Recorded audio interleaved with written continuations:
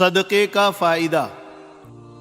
حدیث شریف میں ایک واقعہ آتا ہے، ایک شخص کہیں جا رہا تھا، اس کا گزر ایک چٹیل میدان سے ہوا جہاں اس نے اپنے اوپر ایک بادل سے آواز سنی کہ فلاں کے باغ کو پانی پہنچاؤ۔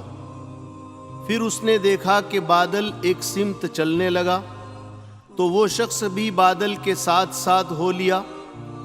دور جا کر وہ بادل ایک باغ میں برسا اور اس باغ میں ایک سیدھا سادہ آدمی کام کر رہا تھا، کدال سے پانی اپنے باغ میں پھیر رہا تھا۔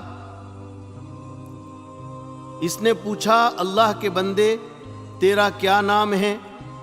باغ والے نے اپنا نام بتایا۔ اس نے وہی نام بتایا جس نام کو اس شخص نے بادل میں سنا تھا، تو اس سے اس شخص کو بڑی حیرت ہوئی۔ پھر باغ والے نے اس سے پوچھا کہ تو نے میرا نام کیوں پوچھا؟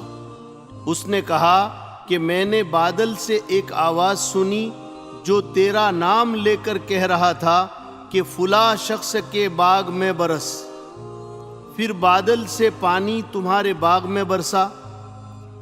اب تم مجھے یہ بتاؤ کہ تمہارا کیا عمل ہے جس کی وجہ سے آسمانی نظام تمہاری حرکت میں ہے اور بادل میں سے تمہارے نام کے ساتھ یہ آواز آ رہی ہے، آخر تمہارا عمل کیا ہے؟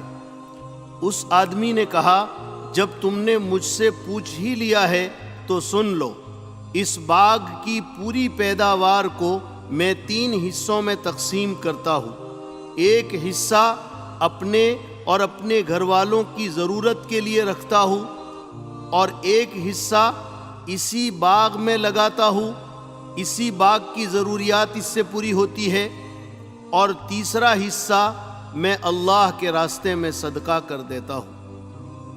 بزرگوں، حدیث شریف کے اس واقعے سے ہمیں یہ سبق ملا کہ اپنی آمدنی اور کمائی سے کچھ نہ کچھ حصہ ضرور صدقہ کرتے رہنا چاہیے۔ اس سے مال میں برکت بھی ہوتی ہے اور ہر طرح کی آفتوں سے حفاظت بھی رہتی ہے۔